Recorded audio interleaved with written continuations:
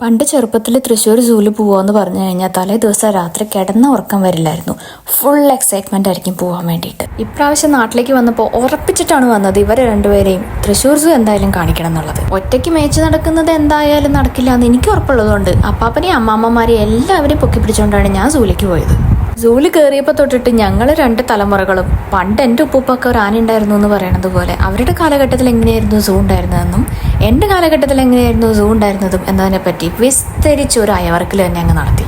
പക്ഷെ സൂ കുറേ മാറിപ്പോയിട്ടുണ്ട് കേട്ടോ. പണ്ടത്തെ ആ പ്രതാപത്തിനൊരു ചെറിയ കോട്ട എന്തായാലും തട്ടിയിട്ടുണ്ട്. പിന്നെ കൂട്ടിലിട്ട മൃഗങ്ങളെ കാണുമ്പോൾ പ്രത്യേകിച്ച് പണ്ടത്തെ പോലെ ഒരു സന്തോഷവും വരുന്നില്ല. അയ്യോ പാവെന്ന് മാത്രമേ തോന്നുന്നുള്ളൂ. എന്നാലും അവിടുത്തെ പണ്ടത്തെ ചീങ്കണ്ണിക്കുളവും ഈ വലിയ മരങ്ങളും കാറ്റും പിന്നെ കുറേ അട്ടയും ചൊറിയാമ്പുഴും ഒക്കെ കണ്ടു നടക്കുമ്പോൾ ഒരു പ്രത്യേക സുഖമാണ്.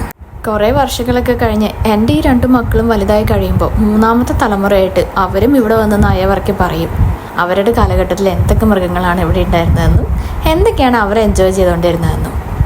തൃശ്ശൂർ ടൗണിൽ വന്നു കഴിഞ്ഞിട്ടുണ്ടെങ്കിൽ സ്ഥിരം ചടങ്ങായ പിഷാരഡീസിൽ കയറി ഒരു സദ്യയും കഴിച്ച് സമാധാനമായി വയറും നിറഞ്ഞ് എല്ലാവരും തിരിച്ചു പോന്നു.